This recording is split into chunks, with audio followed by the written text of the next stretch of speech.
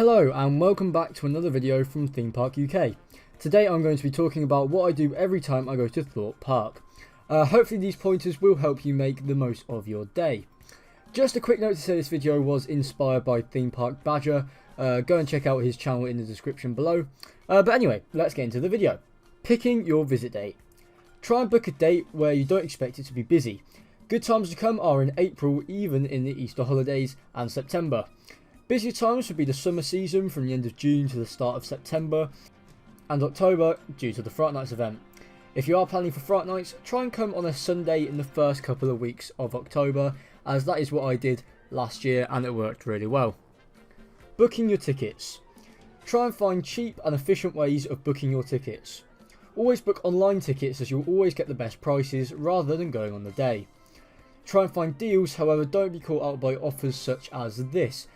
These only save a half price off of the day tickets and not the online ones, meaning that the amount you're saving is actually very minimal and maybe not worth the effort of purchasing on the day rather than having the guaranteed entry of online tickets. If you are visiting the park alongside a Merlin annual pass holder, you are able to book discount tickets via the annual pass website, which can provide a large discount. These tickets are paid for in advance, but have to be collected from the island ticket office upon arrival. This can also be done with season pass holders, however you have to do it through the Thorpe Park website, and it is only on selected days. Making your plan.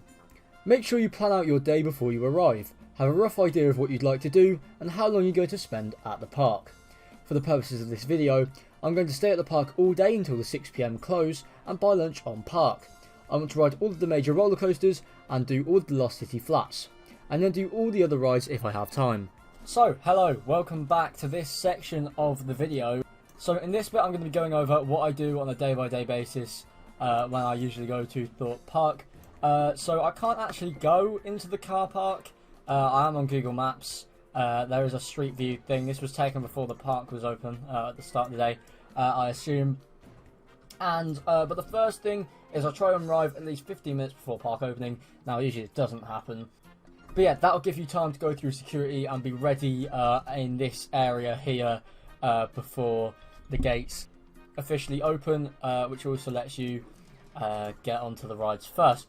So obviously heading across the bridge, I do believe they let you into the dome before the park day officially starts. So, what I first usually do when I get through the dome into the park, I usually actually don't come out this way because I usually go to the toilet first and come out the bottom way. But when you come out, I usually go over to the left hand side of the park.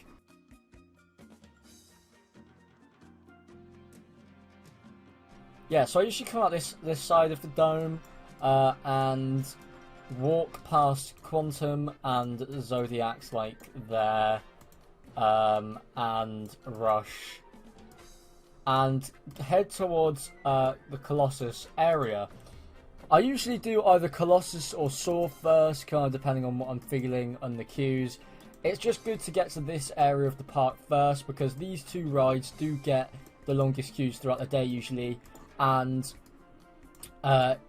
obviously, the sooner you get in there, the shorter the queues will be. So usually I go over and do Saw first and then head over to Colossus. But as I say, it really does depend on the queues. I would also include Samurai in here. On this certain day it was open from 12, but usually it's open with the rest of the park at the start of the day. At least it is this year.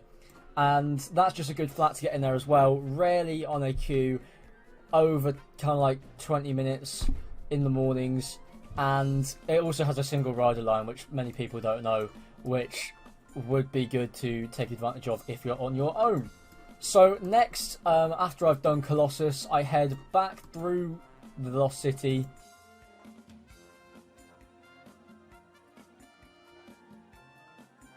So I head back through the Lost City and I do a couple of flat rides. So in this area we have Rush, Vortex over there, and Zodiac here. We also have Quantum over there, but I only generally do 2 or 3 out of this area.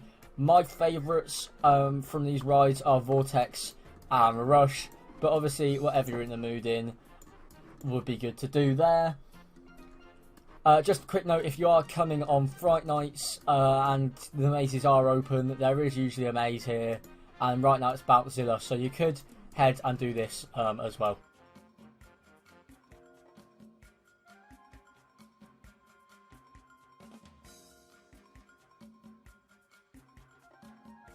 So from there, I usually would head over to right on the other side of the park to Stealth. Stealth can have a varied queue throughout the day. Usually it isn't too bad compared to some of the other coasters, although it can get very busy. It's also it's also probably one of the least reliable rides at the resort, mainly just because of this launch here. It isn't the most reliable thing. It's gone down on me a couple of times while I've been queuing for it, which isn't the best thing, especially if you've queued hours for it. But Stealth is a really good ride to get out of the day. It is probably one of the rides that I enjoy the most at Thorpe, mainly because it gives me a massive adrenaline rush every time. Some of the rides, if you do them a few times, it kind of gets a bit boring and not as thrilling, but Stealth always gives me that thrill. So I can't actually go down there, but over there, which is a little known fact, is there's an area called Octopus Gardens, which if you have decided to bring food with you, would be a very nice area to sit down and just have a picnic. Not many people know that. You can actually go in there and just sit down, but it's meant to be kind of like a secret thing, I think. Although, it is on the park map, which is right next to me here. But I have just found out it's called Sunken Gardens, not Octopus Gardens. I don't know where I got that from. But yeah, nice relaxing spot down there. So yeah, as I kind of just implied, after the Stealth I usually do have lunch. There's a great selection of places to eat throughout the resort, and especially nearby to Stealth. We have the fish and chip shop here, which I've never been to, but apparently is quite nice. You have pizza and pasta over there next to Nemesis Inferno, which again I've never been to, but apparently is quite nice as well. It does sound amazing for the price. But my kind of go-to place is kind of generic. I usually go to Burger King, which is over there. I find it to be kind of less busy than McDonald's, less busy than KFC. However, still good quality food, and it is kind of cheap as well. One thing to bear in mind for lunch though, if you are a Merlin annual pass holder, I don't think this goes for season pass holders, but definitely if you're an annual pass holder, you get a 20% discount on food and drink from Merlin owned restaurants. This doesn't include KFC and Burger King, so if you do want to take advantage of that, make sure to go to one of the park owned restaurants.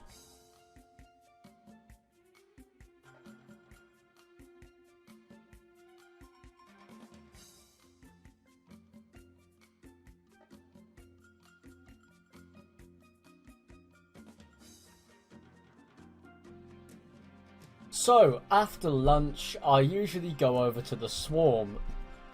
Depending on the queues of the day, I might go and do the Walking Dead The Ride, or Darren Brown's Ghost Train, or maybe even both in between this. However, for the purpose of this video, we're going to assume that it is kind of a busier day and you kind of just want to get the coasters done. So usually head over to the Swarm. The Swarm usually gets a shorter queue towards the end of the day. It has quite a good throughput, so is therefore usually on a lower queue. You can easily find the Swarm on around 20 minutes on an average day, which is really good. It is one of my favourite rides at the park. It is a very fun ride. A bit overrated in my opinion, but it is quite good as well. Definitely one to ride if you're at the resort. And obviously there's a left and right side also. But yeah, Swarm Island, good theming, good atmosphere. One of my favourite areas at Thorpe as well.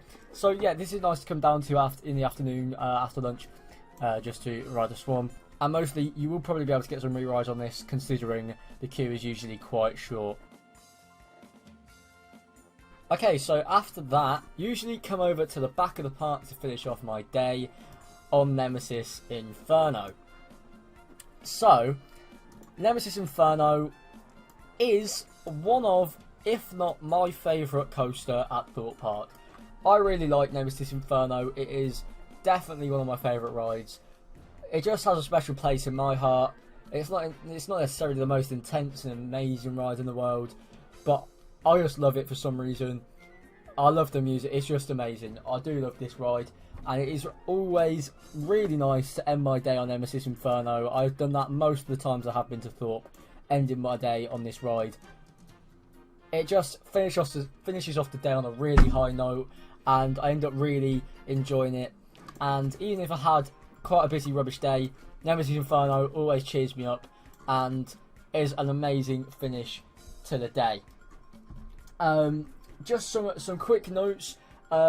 Just to bear in mind is that it might be a good idea to ride some of the smaller rides on your way around the park. I kind of have said this already about Darren Brown's Ghost Train and The Walking Dead The Ride. I'm not saying Darren Brown's Ghost Train is a smaller ride, but you get my picture. But you get my point. The plan obviously also doesn't think about re-rides or any of the water or family rides. Obviously fit them in if you have time. This was kind of just if it was a moderately busy day and you wanted to get all the coasters and kind of thrill rides done. Obviously this is more of a thrill seekers plan if you are going as like a family. Obviously doing the family attractions, this plan wouldn't really work for yourself. You kind of have to adapt it, but this is kind of a example plan for thrill seekers who are trying to do things in a certain order, who are maybe going for the first time and aren't really aware of what gets the biggest queues, how the park's laid out, etc, etc.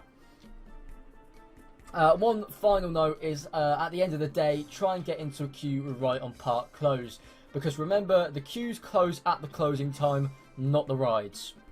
Anyway, I do hope you have enjoyed this video, and maybe some of these points will help you on your next visit to Thorpe Park Resort. Thank you for watching, and I'll see you all next time.